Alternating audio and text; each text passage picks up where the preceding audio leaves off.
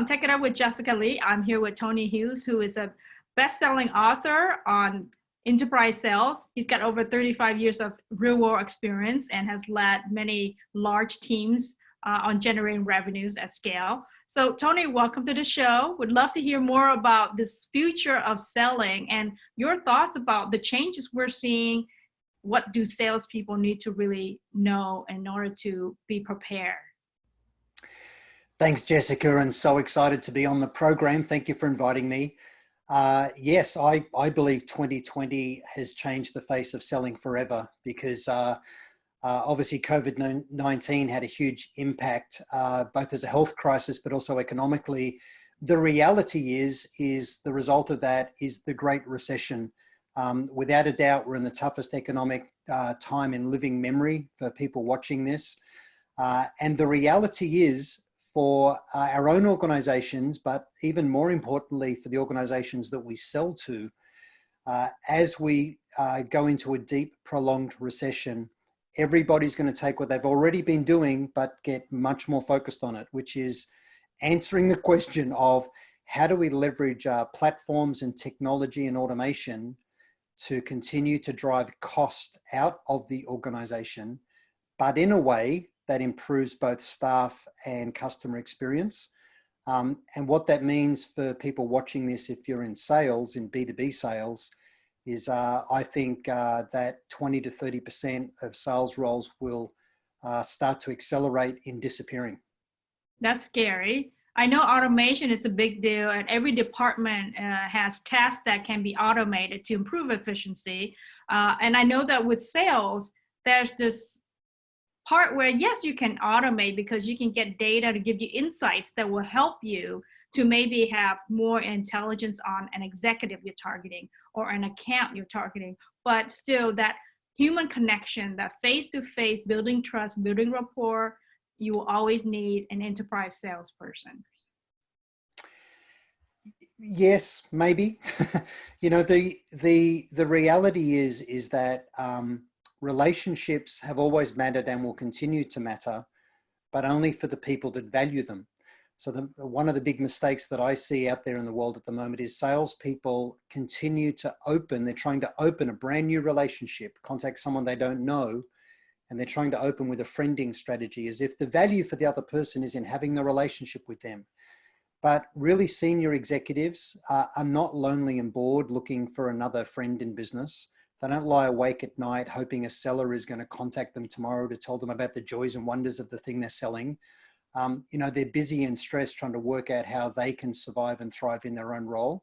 So sellers have to provide value in conversations. You know, the term insight is really cliched, but we have to provide value in conversations well in advance of getting to the value and providing a solution.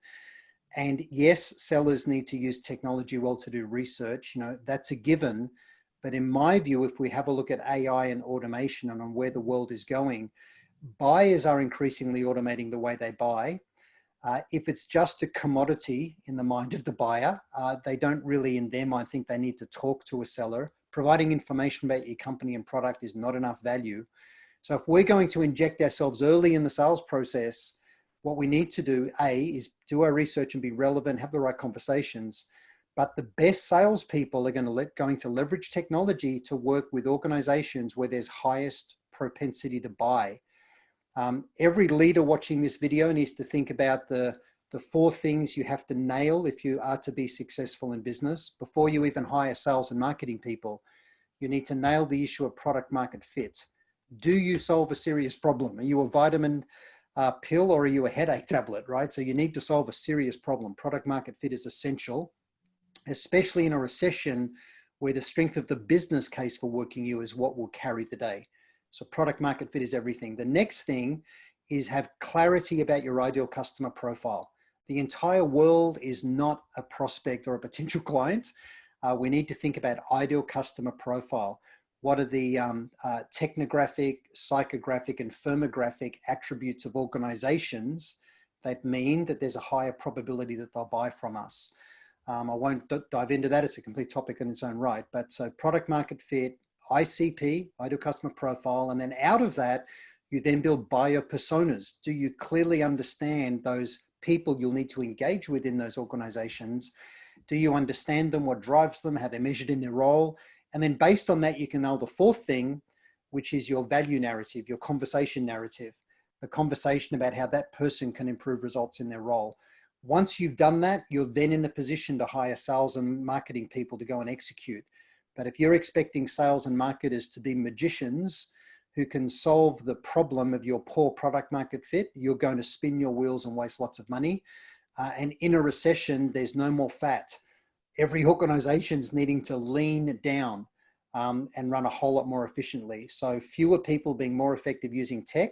You can use technology to monitor for attributes and trigger events that are out there in the marketplace on the internet, and then get the sales intelligence data so your sellers can be focusing on where they're going to get the best results. For the salespeople out there, maybe you can give tips on how they need to really make sure that their skills are relevant, because I know with data, they can gain a lot more intelligence to that speak more intelligently about the business challenges and the business solutions, right? I mean, Jessica, that's a really great question. The first thing I'll say in answering that question is that commercial acumen, business acumen, is the new table stakes. If you want a seat at the table, in the boardroom, in the C-suite, if you're selling remotely in the virtual boardroom with people. So you have to have commercial acumen. And the way that manifests is you have to be able to articulate your hypothesis of value around the business case, the commercial value of change. And then you need to be able to co-create that vision with a leader and help them gain consensus in their organization. Most salespeople feel that their biggest strength is the way that they can build relationships with people. And yes, relationships are important, but in opening the sale, which is the most important phase of selling, doing discovery, creating progression, gathering consensus, closing the deal, all of those things are important, but those skills are moot unless you can first open. Opening the door is the toughest part rather than closing the sale. And you don't get to open deals today unless you have commercial acumen. You have to be able to talk about the business case for change. Why change, why now, rather than why we're uniquely different. Most salespeople have conversations around how they are uniquely different, or their solutions are uniquely differentiated, their unique selling proposition. No one cares about that until they first made the decision that they need to change. Then they start to think about, okay, well, I'll change with whom? The first issue is, why change, why now? So commercial acumen is critical. What part of the whole sales process do you think most likely will get automated? And it's not necessarily a bad thing that gets automated, right? So maybe you can talk about your thoughts on that. That's very insightful, because that really is the rub. And my view is where a lot of these sales roles are going to disappear as top of funnel. So, we know that once you've got an opportunity where the client is absolutely interested and evaluating and wants you to start to solution with them, how do we co-create what the solution to our problem would look like? Absolutely, people are all critical. But the top of funnel is where there's a lot of wasted effort. And that's where I believe automation and AI is going to play a huge role. If we think about humans on one hand and technology on the other, if you look at technology is incredibly good at dealing with huge amounts of data. So dealing with big data, sifting through all of that data and looking for signals amidst the noise, automating repetitive tasks. Data is incredibly good at that. And if you think about the fact of building pipeline creation and monitoring for ideal customer profile and trigger events. So what a trigger event is, it's something that happens in the marketplace that creates awareness of need for our solution. So for example, imagine you were selling CRM software. Everybody watching this understands CRM software. Salesforce is the global leader. They're a good client of mine. I'll declare that up front, but best customer experience suite of software, on the planet. Imagine you were selling that and you had a patch where you thought about ICP. Well, you'd be thinking, okay, so companies that are moving from startup to scale up would be an ideal candidate for me. And you go, okay, so how would I use technology to identify companies that are moving from startup to scale up? And what are the trigger events? So the attribute, is a business of a certain size that's moving to scale up. The trigger event would be, say, a Series A, Series B, or Series E capital raise. So if they've done a capital raise, that's a trigger event. You can use technology to monitor for all of this.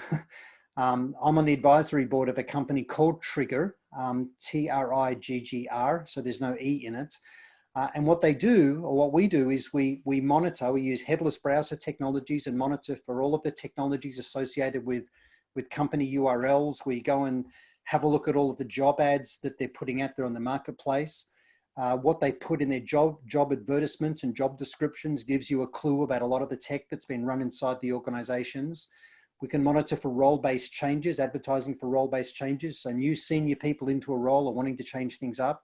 Can monitor for expansion, capital raise, announcing new products.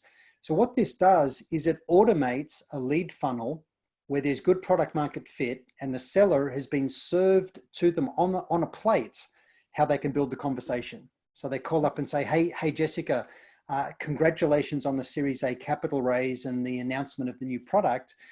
I've got some ideas on how I think you can de-risk the aggressive growth targets that you've now got, and in a way that gives more confidence to your board and investors. Have you got just 15 minutes now, or when could we find 20 minutes later in the week? So what happens in that conversation is, within seconds, you've shown them that you know them, and you're positioning the reason why they should talk to you. That they've now got aggressive growth targets with this money they just raised and investors. So they need to de-risk that growth and give confidence to investors on the board. So you're not talking about your CRM product, you're talking about their opportunity to de-risk and improve results. So that's the idea. And you can use technology to give you this. So rather than spending 40 minutes doing research, rather than doing that, you've had all of this served to you on a plate. Yeah, that's a great point. I think that a lot of us are doing that manually, where we're monitoring someone's LinkedIn or the account by certain word that triggers news from that company. But wouldn't it be great to get an automatic trigger that proactively send you the information to say, hey, this is what's happening, gives you a reason to contact them. And you're right, that's a great example of automation helping the sales rep. Yeah, and if you use technology well to help you with top of funnel and automate repetitive tasks, even things like running email campaigns, every salesperson needs to know how to become their own micro marketer today, right? So again, using technology for those sorts of things. But if you talk to most salespeople, if I sat down with most salespeople and say, hey, can you just show me how you use LinkedIn Sales Navigator to build saved searches to notify you of trigger events within your ICP? They look at you like you're from another planet. If you say, hey, can you just jump into Google for me? Show me how you build a Boolean search to go and find those organizations that you need to go and target when you're visiting the city next week. They have absolutely no idea how to do these things. They don't know how to build their own dashboards and reports in their own CRM system. And the crazy thing is salespeople earn as much as doctors, dentists, lawyers, airline pilots, and they say they're a professional, and yet they don't update their system of record. They don't know how to use their tools of trade. It's just crazy. They don't send agendas to people before meetings. They don't take notes in meetings. They don't confirm what happened in meetings. If you went to your doctor and your doctor said, hey, look, do you want me to diagnose you and give you a script, or do you want me to fill in my patient record system, right? I would say, I want you to do both, you idiot. Like you're meant to be a professional doctor, and yet salespeople say that kind of crap. Do you want me to fill in the CRM, or do you want me to be selling? I expect you to do both. You're a professional.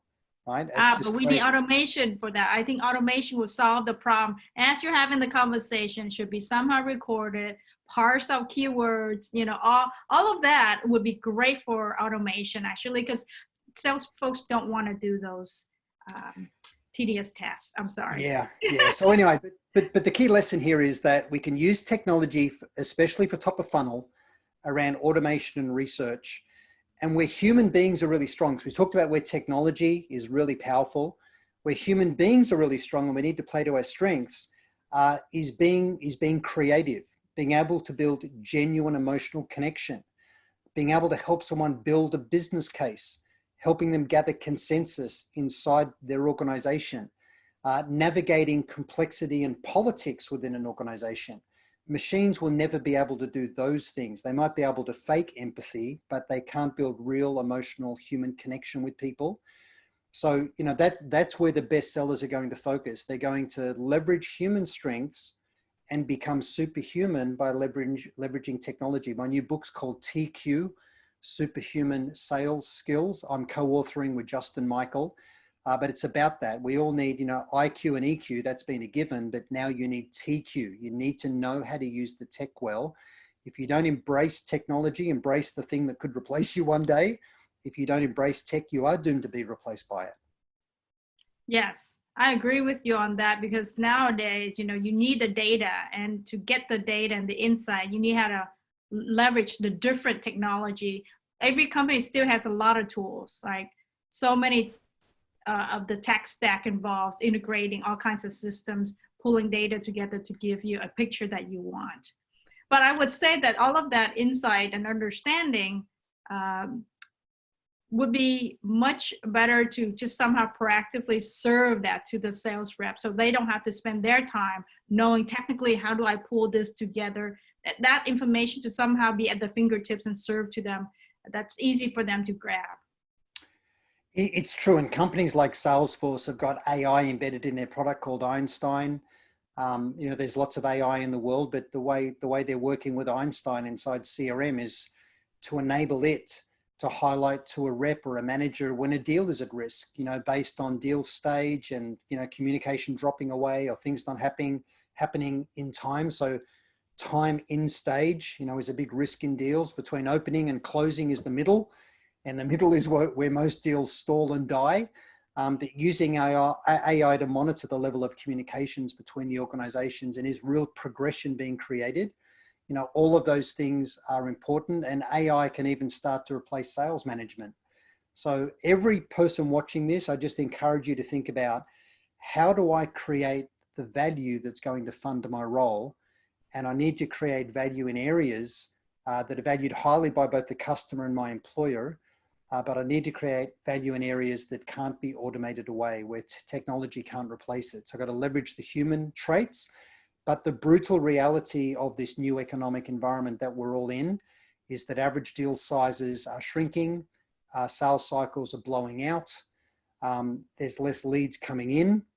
So we have to find ways to become a lot more efficient in what we do. We just have to be able to sell more deals, create better quality, solid, consistent sales pipeline. That's really the key. Great. Well, thank you so much, Tony, for sharing your thoughts on the future of selling and the changes that we're going through. I appreciate you being on the show. Thanks, Jessica. And if anyone would like to contact me, you'll find me in LinkedIn. My website's at tonyhughes.com.au, or you can find me at salesiqglobal.com. There you have it. Check it out with Jessica Lee, Tony Hughes.